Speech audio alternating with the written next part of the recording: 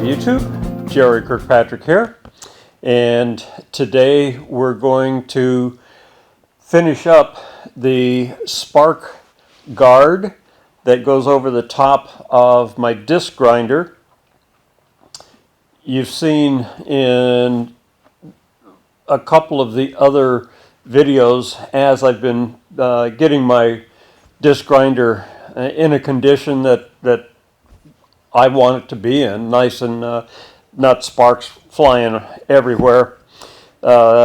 You've seen how they go down the funnel into the water, take care of that. But you also have seen the sparks that fly in array over on the toolbox that's sitting beside the disc grinder over there. So with this piece, this is 16 gauge. It will be wrapped around this other piece of 16 gauge, and it will slide back and forth either on this side, say for the disc turning clockwise, it'll slide over to this side and arrest the sparks when it's turning counterclockwise. So we have these other two pieces, the front, the back, and the piece that will actually bolt to the motor and hold all of these pieces in place. So before I start welding or brazing these pieces together, they don't have to be that strong, so they doesn't have to be a very strong weld because it's doing nothing but holding a piece of 16 gauge up. So before I start assembling these pieces, I've got to put a bevel on all of the places where they're going to be welded or brazed, or however I choose to affix the pieces together. When I get finished putting this all together, get it on the disc grinder, when I get my nickel plating set up, I'm going to nickel plate all of this. So what I want to do, along with doing the prep for welding, I need to put a surface on all of these parts that will show through the nickel. So whatever the surface area looks like after you nickel plate it, it's exactly the same except brighter. So I want to do a couple of different patterns, I think, on these main pieces. I'm just going to do an orbital sander, nondescript, but on this piece that slides back and forth, and the part that'll be welded that will be right out in front. You'll see this all the time. I think I'm just going to maybe Scotch-Brite it, or maybe a sponge sander, and get striations going all in one line. So when you look at it, it's just different, just a different pattern than the rest of the pieces. I was thinking about engine turning it, but that's a little bit much for what it is. So before I get to prepping all these pieces for assembly, I must say that being back out here in the shop, just looking at all my tools, knowing that whatever is in my head that can come out through my hands. Being here is like chicken soup to my soul. So let me get all these pieces prepped for brazing or welding, and I'll bring you back when we're set up on the welding table. So here we have the two pieces that will be welded together and bolted to the motor itself. This will be the first piece that we weld up. Next will be this piece that will be welded on the opposite side. So all of these are going to go in a series just as they're going to be assembled on this piece. So once I get started, I'll get everything tacked, and then we'll take a little break and I'll explain how everything works, and then we'll weld everything up.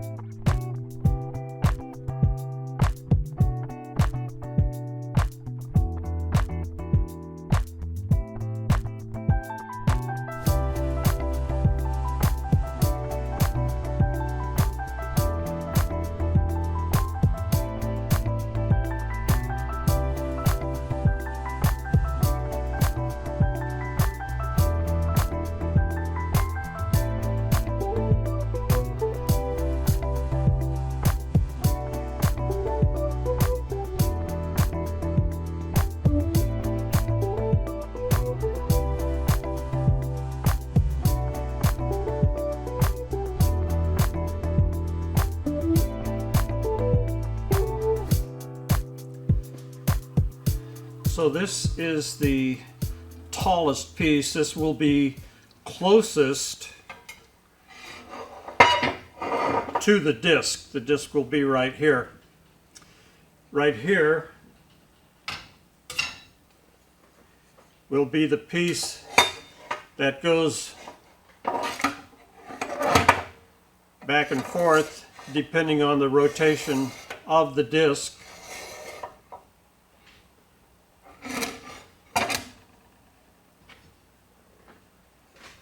And this piece with the stops that go into these two notches here, here and here, will go like this. And obviously, if I put this plate right on top of this one, this is going to be very hard to move. So what I'm going to do is get this turned around, take this one off, kind of center this,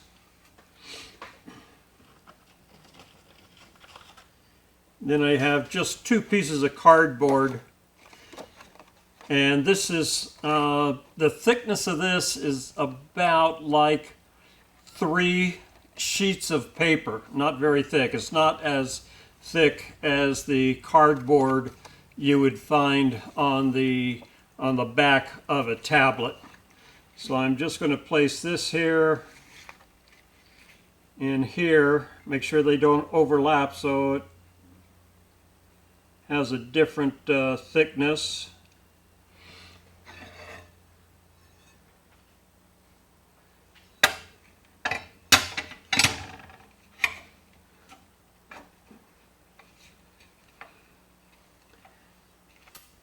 Put this in place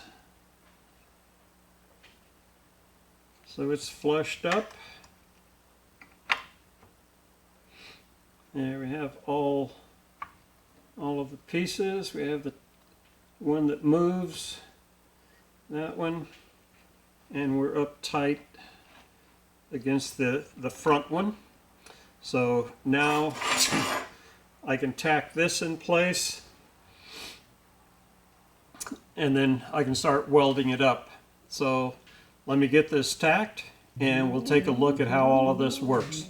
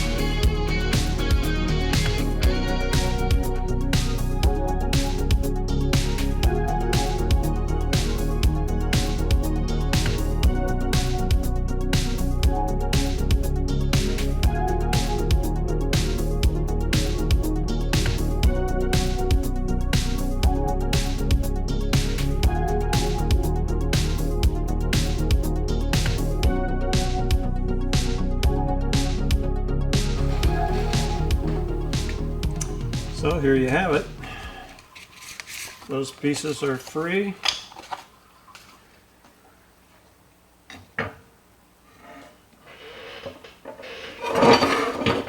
This will be bolted to the motor. If the disc is spinning in the clockwise direction, this will be slid over here, captured by a clasp that'll be in the back. If it's turning in the counterclockwise position or direction, this will slide over here, leaves me an area here so I can get close into the disc, and there'll be a piece that goes up over the top that keeps the sparks from flying all over the shop. So let me get this all welded up in the appropriate places. So here it is, all welded together. I've ground off any proud areas here. Came out pretty good. That's what it looks like with the piece. The disc will be right here. There will be a guard that goes over the top. I'll show you that in just a second. This is the portion that gets bolted to the motor itself. So that's this piece complete. The next piece to work on is the piece here that slides from one side to the other, depending on the rotation of the disc. So what I have to do now is take this piece and bend it and then weld it on the top of this so it will fit in between the piece that we just got finished making. So here I have the upper portion formed, as you can see, and I have the piece that I'm going to be welding it to set up on a piece of 1¼ inch square bar stock, just so it's rigid, so I can move stuff around, don't have to chase it all over the place. I've got this pretty dang close to the, so it conforms to the piece here. I had to persuade it to come around in certain areas. As you know, the ends of a piece going through a slip roll doesn't always conform to the majority of the piece. And when I weld this on, I want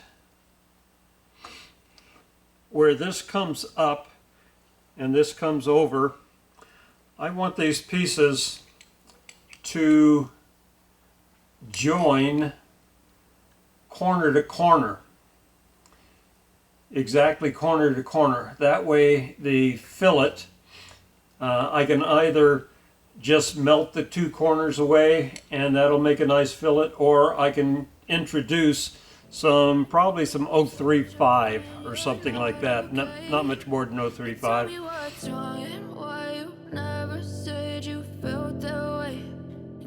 Try to stay strong and fake a smile until I look away.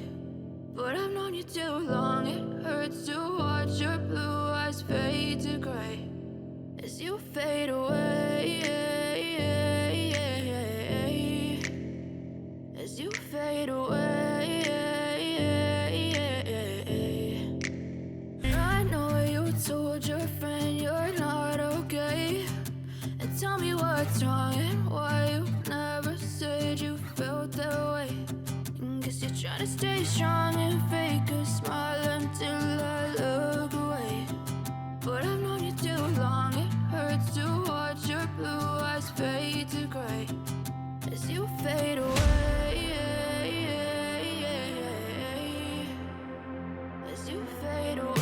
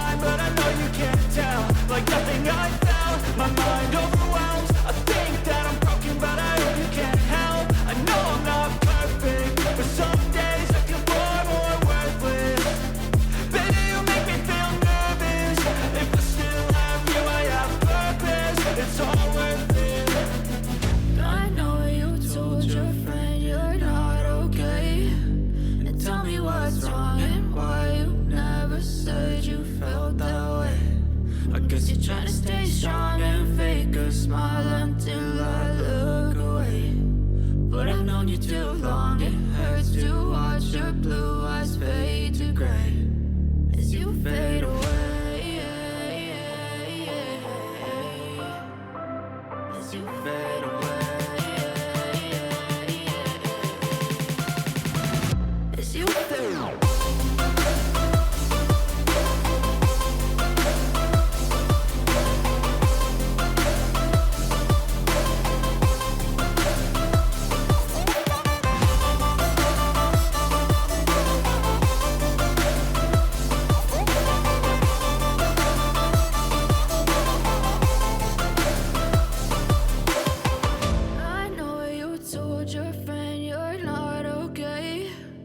Tell me what's wrong and why you never said you felt that way.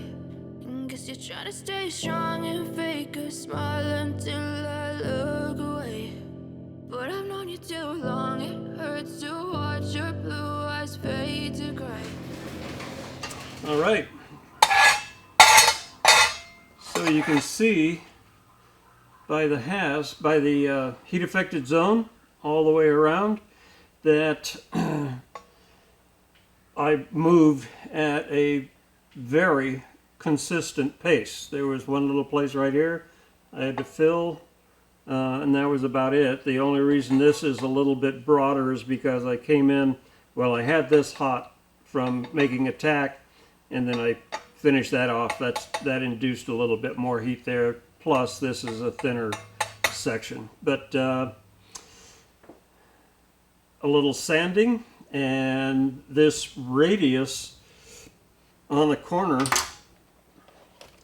will be perfect. Just what I want. And here we have the piece completed. Top piece welded on, and I must say so myself, the radius on this top corner came out just great. Looks like it was almost formed. And the curvature here, luckily I didn't get any bumps as I formed it onto this top part. And I'm sure some of you are saying, with all of the welding that went on here, did this not bow? And yes, it did. And I started to straighten this whole thing out, but as I was trying it in here, it got to a point right there. I just quit because now there is anti-rattle built in to this piece, and it's not very much. You can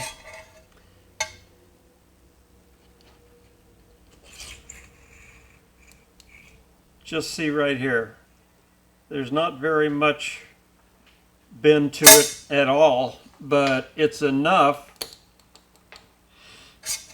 that when this is slid into place, it doesn't rattle, which is way cool. And I was going to originally use a snap and put a, when this was slid over here,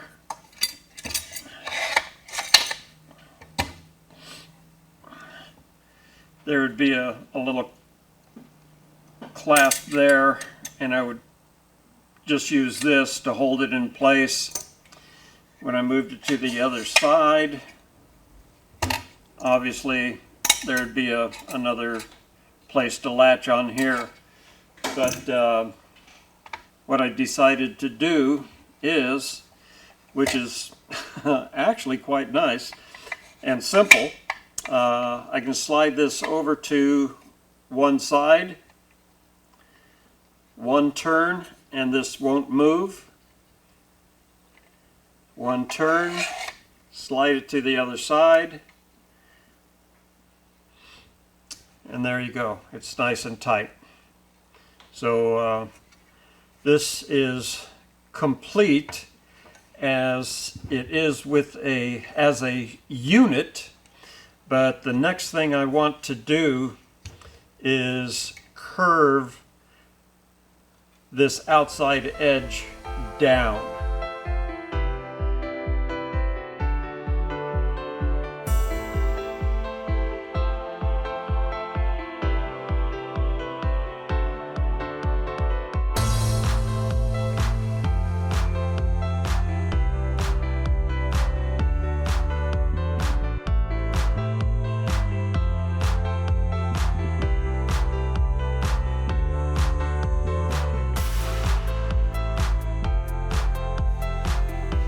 So there it is.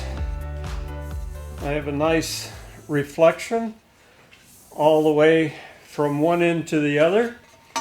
And if I feel inside and out,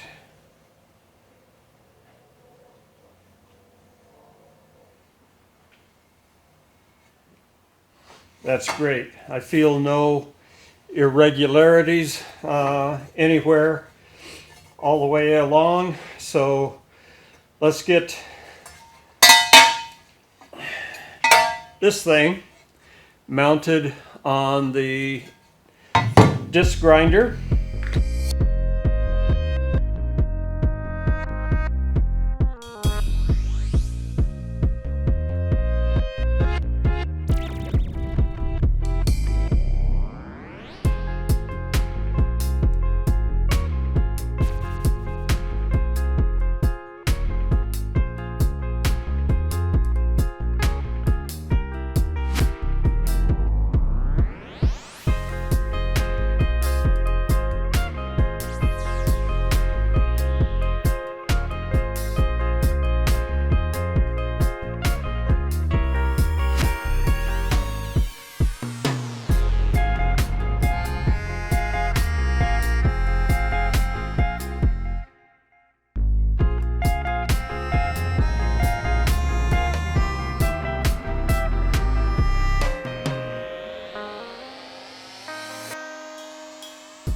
Well, I think this spark shield turned out exceptionally well.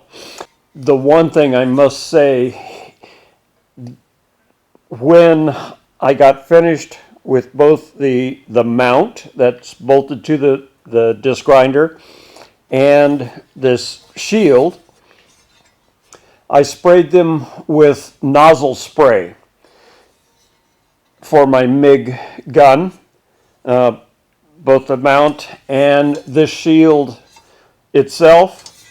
And after doing the grinding I just did, there are absolutely no pieces of metal glued to here. And everybody knows that when you're grinding and you grind against a naked surface, it's going to have a tendency to stick.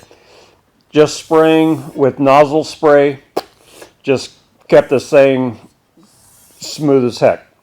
So that's about it on this. And my next project is going to be installing a drum switch, forward and reverse, on my disc grinder. That should be rather quixotic, with having a limited amount of knowledge about electricity. So getting this installed so I can use my disc grinder both clockwise and counterclockwise, that should be a fun project. So once I have the switch installed, that's when I'll begin to lower the ceiling in the shop. So thanks for watching.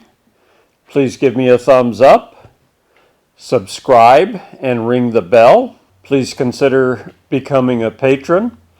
And with the PayPal link, all of these are in the description below.